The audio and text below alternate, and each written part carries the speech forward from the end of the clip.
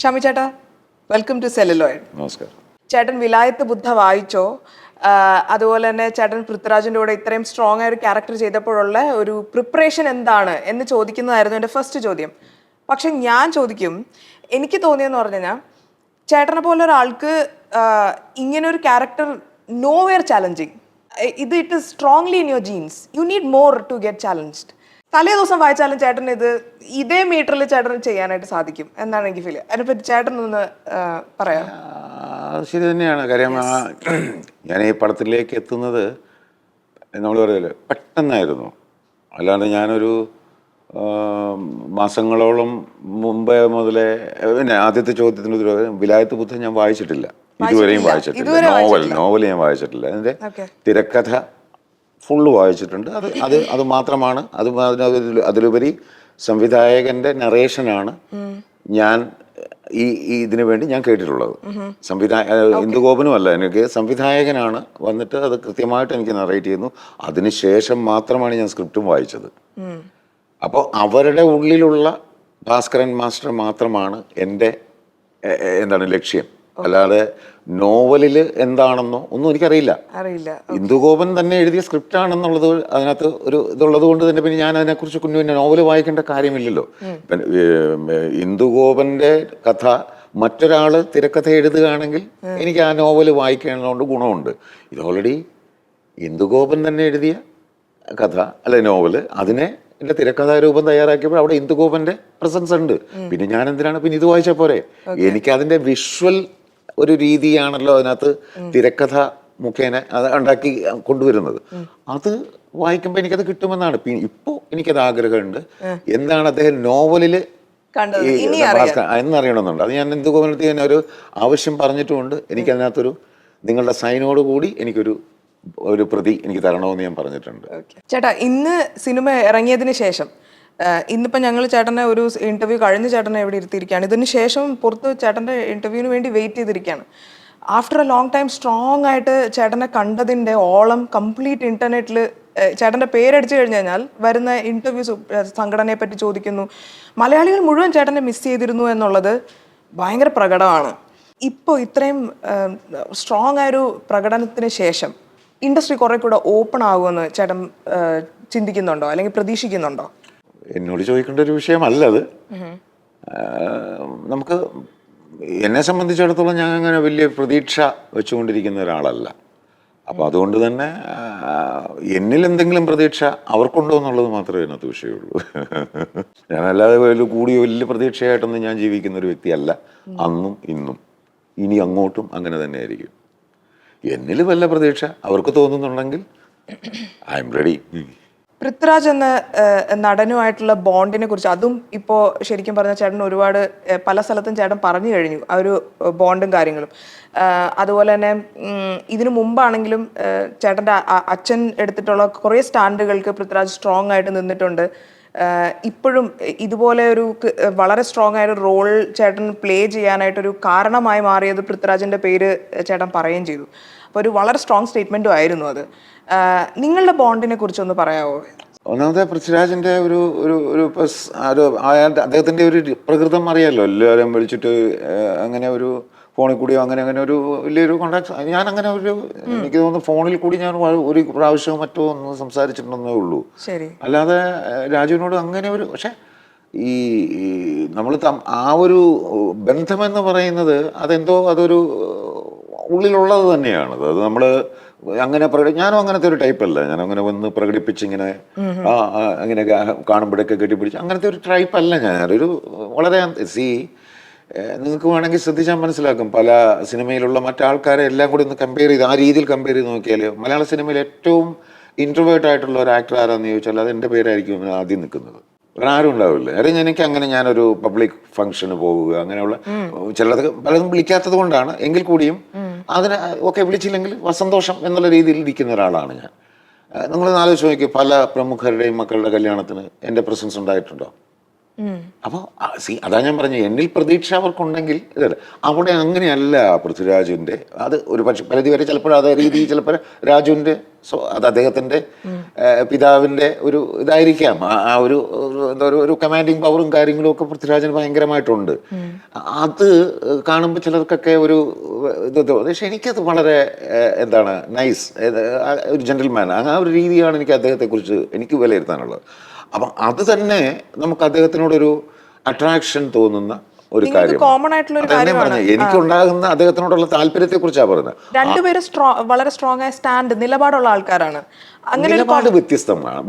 നമുക്കൊരു ബന്ധം അല്ലെങ്കിൽ മനസ്സിലൊരു താല്പര്യം തോന്നുക, അതാണല്ലോ ഇവിടുത്തെ വിഷയം, ചോദ്യം അതാണ്. അത് എൻ്റെ കാഴ്ചപ്പാടിൽ അദ്ദേഹത്തിന്റെ ആ ഒരു എന്താ പറയുക ജെന്റിൽ മാൻ എന്നുള്ള ആ ഒരു ഫീല്, പിന്നെ ഒരു എൻ്റെ അച്ഛനും അദ്ദേഹത്തിൻ്റെ അച്ഛനും തമ്മിലുള്ള ആ ഒരു ഇഷ്ടം, ആ ഒരു കുടുംബത്തോടുള്ള എൻ്റെ ആദ്യത്തെ സിനിമ ഞാൻ ഇപ്പോഴാണെന്ന് അറിഞ്ഞത്, നിങ്ങളാണെന്ന് പറഞ്ഞ് ഞങ്ങൾക്ക് ഓർമ്മിപ്പിച്ചത് പലരും. ഇരകൾ സിനിമയിലെ പ്രൊഡ്യൂസർ അദ്ദേഹമായിരുന്നു, സുകുമാരൻ സാറായിരുന്നു. അപ്പൊ അങ്ങനെയൊക്കെ ഞങ്ങളുടെ കുടുംബവും ഞങ്ങളെ എല്ലാവരുമായിട്ടും ഒരു ബോണ്ട് അവരുടെ കുടുംബത്തിന് തന്നെയുണ്ട്. അത് നമ്മൾ തിരിച്ചറിയുന്ന കാര്യമില്ല. അത് അങ്ങനെ വരുമ്പോൾ തന്നെ നമുക്കൊരു ഇഷ്ടം തോന്നുമല്ലോ. അത് തീർച്ചയായിട്ടും പൃഥ്വിരാജിനോടുണ്ട്. എൻ്റെ മകനാണെങ്കിലും അത് അവൻ്റെ ഒരു വലിയ ഒരു ഫാൻ ബോയ് പോലെയാണ്. അത് പുതിയ മുഖം പടത്തിൻ്റെ സെറ്റിലൊക്കെ അവൻ പോയിട്ട് അവർ വണ്ടി പരാന്തം ഒക്കെ അങ്ങനെയൊക്കെ ഒരു വിഷയമാണത്. എൻ്റെ മകൻ അങ്ങനത്തെ ഒരു ടൈപ്പാണ്. അതൊക്കെ കാണുമ്പോൾ നമുക്കും എൻ്റെ മോൻ അവനെ ഇഷ്ടമാണെങ്കിൽ എനിക്കും അവനെ ഇഷ്ടമാവില്ലേ? ശരിയല്ലേ? അതാണ് അതിൻ്റെ ഒരു സത്യസന്ധമായ എൻ്റെ അതിനെ സംബന്ധിച്ചുള്ള വളരെ സ്ട്രോങ് ആയ ഒരു ഡബിങ് കരിയറും ചേട്ടനുണ്ട്. ഉണ്ട് തീർച്ചയായിട്ടും. ഞാനിങ്ങനെ എൻ്റെ ക്യൂരിയോസിറ്റി കൊണ്ട് ചോദിക്കുകയാണ്, ലീഡിങ് റോൾ ഒരു പ്രോട്ടഗോണിസ്റ്റ് ആയിട്ട് നിൽക്കുന്ന പൃഥ്വിരാജ് പോലെ ഒരു ആക്ടറിനെ ഡോമിനേറ്റ് ചെയ്യുന്ന ഒരു റോൾ ആയിട്ട് ചേട്ടനെ കാസ്റ്റ് ചെയ്ത് സ്ക്രിപ്റ്റ് ചെയ്യുന്ന സമയത്ത് ഇപ്പം ചില കാര്യങ്ങൾ പറയുന്ന ശക്തി, അതിൻ്റെ ഒരു ത്രോ ചെയ്യുന്ന ഒരു ഇമ്പാക്റ്റ് ഉണ്ടല്ലോ, ഓരോരുത്തർ പറയുമ്പോഴത്തേക്കും അത് ഡിഫറെന്റ് അല്ലേ? ഐ തിങ്ക് ചേട്ടൻ പറയുമ്പോഴത്തേക്കും അതിന് കുറെ കൂടെ പവർ വരുന്ന ഒരു സ്ഥലത്ത് അങ്ങനെ വരുമ്പോൾ ഇന്നാൾ ഇത് പറഞ്ഞു കഴിഞ്ഞാൽ അത് കുറെ കയറിപ്പോകും, അതുകൊണ്ട് കുറച്ചും കൂടി അത് ഇത്രയും വേണ്ട എന്ന് വിചാരിക്കുന്നത് പോലെ സെറ്റ് ചെയ്യേണ്ടി വരാറുണ്ടോ എന്നാണ് ഞാൻ മീൻസ് ഒതുക്കേണ്ടി വരുന്നുണ്ടോ? അത് അതിന് വിരുദ്ധമായിട്ട് ഇവിടെ കണ്ടതാണ് പൃഥ്വിരാജിന്റെ ഇടപെടൽ. അതാണ് അദ്ദേഹത്തിനോടുള്ള എൻ്റെ ഒരു റെസ്പെക്റ്റിന്റെ ഒരു പ്രധാന ഘടകം. ഞാനെന്ന് പറയുന്ന കാര്യം, എനിക്ക് അതിനകത്ത് ഞാൻ ഒരു കഥാപാത്രത്തിന് വേണ്ടി എന്നെ അതിലേക്ക് ബുക്ക് ചെയ്യുന്ന സമയത്ത് അതിനകത്ത് കൂടെയുള്ള ആർട്ടിസ്റ്റുകളുടെ സഹകരണം ആ കഥാപാത്രത്തിന്റെ പൂർണ്ണതയ്ക്ക് എനിക്ക് അത്യന്താപേക്ഷിതമാണ്, അല്ലേ? ഇല്ലാതെ എനിക്കൊന്നും ചെയ്യാൻ പറ്റില്ല. ഞാനെന്നല്ല, ഒരാൾക്കും ഒന്നും ചെയ്യാൻ പറ്റില്ല. അപ്പൊ കൂടെ നിൽക്കുന്ന ആ ആർട്ടിസ്റ്റുകളുടെ അതുപോലത്തുള്ള സഹകരണം, അതായത് ഞാൻ ചെയ്യുന്ന കഥാപാത്രത്തിൻ്റെ ഒരു ഇൻറ്റൻസിറ്റി അനുസരിച്ച് അത് പെർഫോം ചെയ്തു വരുമ്പോൾ ഒരു പക്ഷേ മറ്റേ കഥാപാത്രത്തിനേക്കാൾ കുറച്ച് മേളിൽ പോകും. അത് ഷമ്മി തിലകനല്ല അവിടെ മേലെ പോകുന്നത്, ആ കഥാപാത്രമാണ്. ആ കഥാപാത്രം മേലെ പോയാൽ അതിൻ്റെ ആത്യന്തികമായിട്ടുണ്ട് അതിൻ്റെ പ്രയോജനം ആർക്കാണ്? ആ സിനിമയ്ക്ക് മൊത്തത്തിലാണ്. അല്ലാണ്ട് അതുകൊണ്ട് ശരിയായിരിക്കാം എന്നെ ആൾക്കാർ കൂടുതൽ ഇഷ്ടപ്പെടുന്ന അതൊക്കെ കണ്ട അത് നമുക്കതിനകത്തൊരു ജലസ് ആ രീതിയിൽ ചിന്തിക്കുമ്പോൾ അത് അൾട്ടിമേറ്റ് അതിനെ ബാധിക്കുന്നത് ആരെയാണ്? എന്നെ അല്ല, മൂവിയാണ്. അത് അങ്ങനെ വരുമ്പോൾ എല്ലാ മൂവികളിലും അങ്ങനെ സംഭവിച്ചു കഴിഞ്ഞാൽ ഇൻഡസ്ട്രിയെ പോലും അത് എന്നോടെന്നല്ല മറ്റു പലരോടും ഉണ്ടാകും. അപ്പൊ അങ്ങനെ വരുമ്പോ കുറച്ചു പേരുടെ മാത്രം ആധിപത്യം ഈ ഇൻഡസ്ട്രിയിൽ ഉണ്ടാവും. അത് ഇൻഡസ്ട്രിയുടെ തകർച്ചയ്ക്ക് കാരണമാകും. അപ്പോൾ അതേസമയം മറ്റ് ഇൻഡസ്ട്രികൾ, ഇന്ത്യയിലുള്ള മറ്റ് സ്റ്റേറ്റുകൾ അല്ലെങ്കിൽ മറ്റ് ഭാഷകളിലുള്ള സിനിമ ഇൻഡസ്ട്രിയൊക്കെ വളരെ താല്പര്യത്തോടെ ഉറ്റുനോക്കുന്ന സിനിമയാണ് മലയാളം സിനിമ. ഇതിലെ ഓരോ ചെറിയ സിനിമ പോലും അവർ ഉറ്റുനോക്കുന്നുണ്ട്. ഇപ്പൊ ഈ OTT ഒക്കെ വന്നത് കാരണം ഭയങ്കര റീച്ചാണ് മലയാള സിനിമയ്ക്ക്.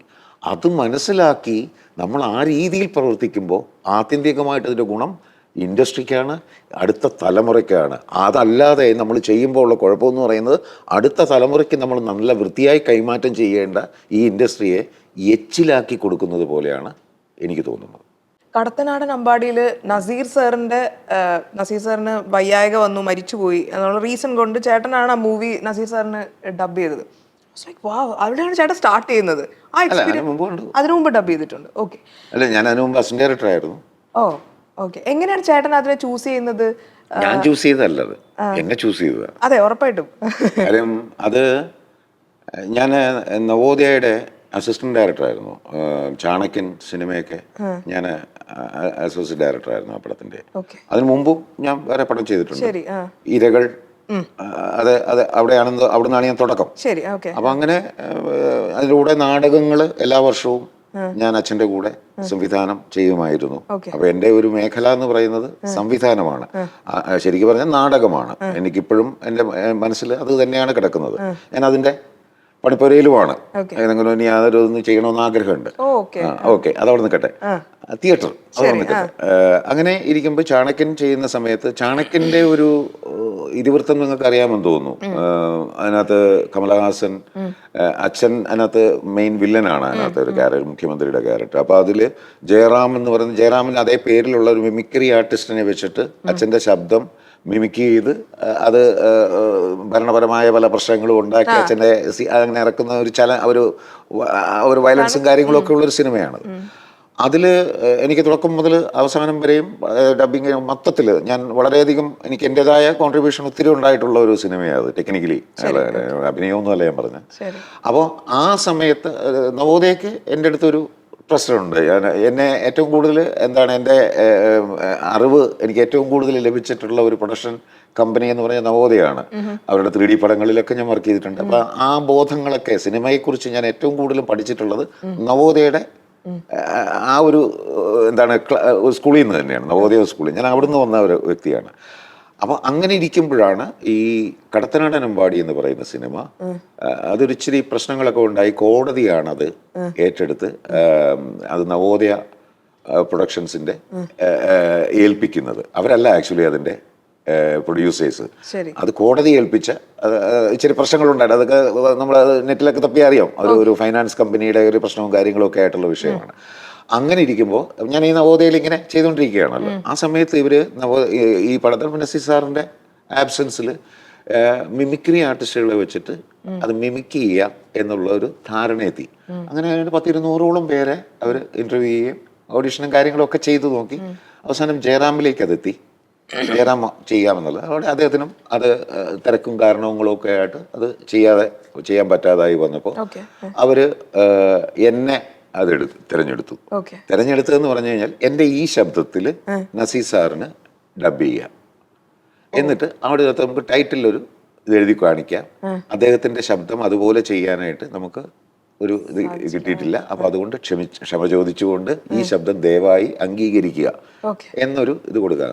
ഞാനത് അറിയുന്നില്ല. ഞാൻ ആ സമയത്ത് നാടകത്തിന്റെ വർക്കുമായിട്ട് ചാലക്കുടിയിൽ സാരഥി തിയേറ്റേഴ്സ് എന്ന് പറഞ്ഞ ജോസ് പല്ലിശ്ശേരിയുടെ ട്രൂപ്പുണ്ട്. ആ ട്രൂപ്പിൽ ഞാൻ അസിസ്റ്റന്റ് ഡയറക്ടറാണ്.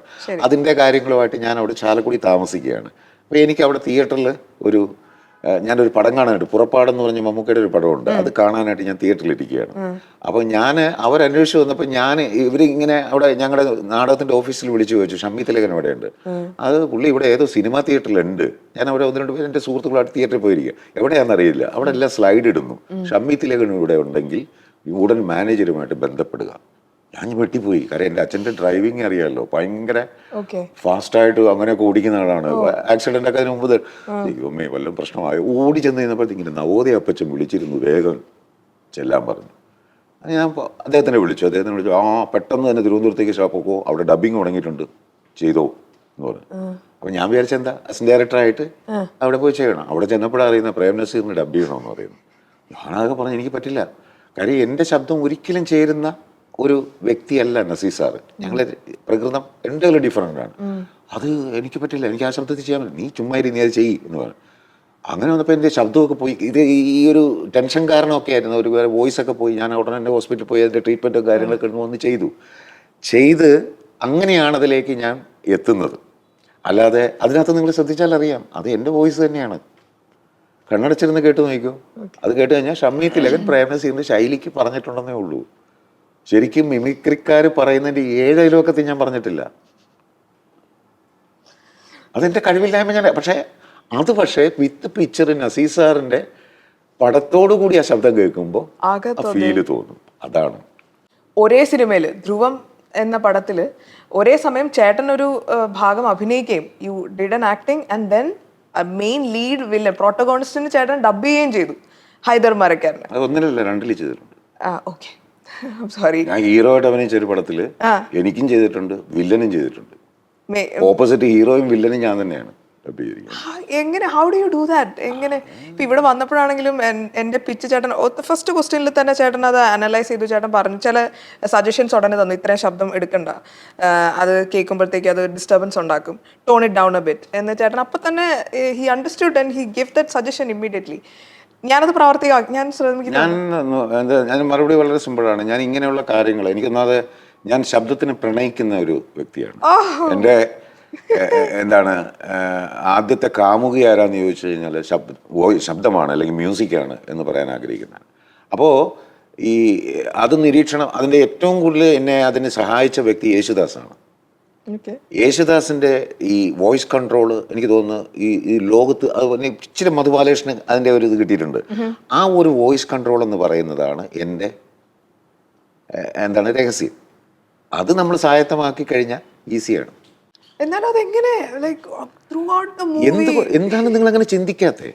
സി, നമ്മൾ ഒരു വ്യക്തിക്ക് ഒരു കഥാപാത്രത്തിൻ്റെ ജീവൻ ഉണ്ടാകുന്നത്, നിങ്ങൾ പിക്ചർ ഒരു മൂവി കാണുമ്പോൾ ശബ്ദമില്ലാതെ നിങ്ങൾ ആ പടം കണ്ടു നോക്ക്, ഒരു ലൈഫ് ഉണ്ടാവില്ല. ആ ലൈഫ് എവിടെ നിന്ന് വരുന്നു? ശബ്ദം വരുമ്പോഴാണ് വരുന്നത്, ഇല്ലേ? ആ ശബ്ദം എന്ന് പറയുന്നത് അതിന് തലങ്ങളുണ്ട്. ഇപ്പം മ്യൂസിക് അറിയാമോ?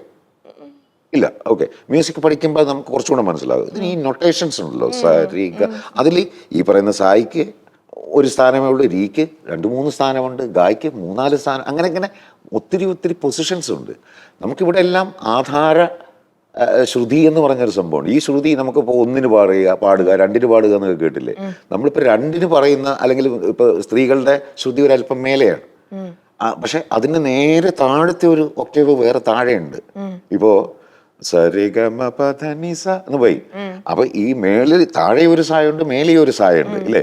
ഈ മേളിലെ സായി സംസാരിക്കുക എന്താണ് ഭയങ്കര ഷൗട്ടിങ് ആയിട്ടുള്ളതാണ്. അത് നേരെ അതാണ് ശബ്ദത്തിന് നമ്മൾ അങ്ങനെ ഒബ്സർവ് ചെയ്താലും നമുക്കത് പറയാൻ പറ്റുമെന്നായി പറയുന്നത്. ഇപ്പോൾ യേശുദാസ് പാടുന്നത് സിക്കാണെങ്കിൽ, ഇപ്പോൾ ഒരു ഫീമെയിൽ ഒരു സിംഗർ പാടുകയാണ് അത് 6 അങ്ങനെ എന്താണ്, അപ്പോഴത്തേക്ക് നീ അങ്ങനെയൊക്കെ ആ മുകളിലാണ് ഒക്ടേവിലാണ് പാടുന്നത്.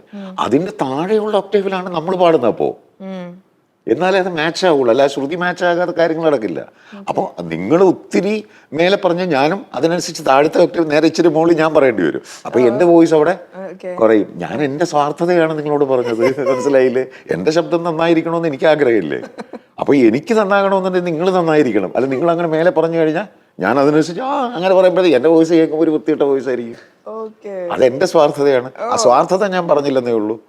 അതുകൊണ്ട് നിങ്ങൾക്ക് ഗുണം ഉണ്ടാകുന്നതിൽ എനിക്ക് വിരോധമില്ല. അപ്പൊ ചേട്ടന് ഡബിംഗ് ആണോ കൂടുതൽ എൻജോയ് ചെയ്യുന്നത്? ഡബിംഗ് അല്ല, ഞാൻ പറഞ്ഞില്ലേ, ശബ്ദം അതിനകത്ത് പെടുന്നവർ തന്നെയാണ്. ആക്ടിങ്ങും അല്ല ഞാൻ പറഞ്ഞത്. അത് എൻ്റെ ഇഷ്ടം, എൻ്റെ മാത്രം ഇഷ്ടമാണ്.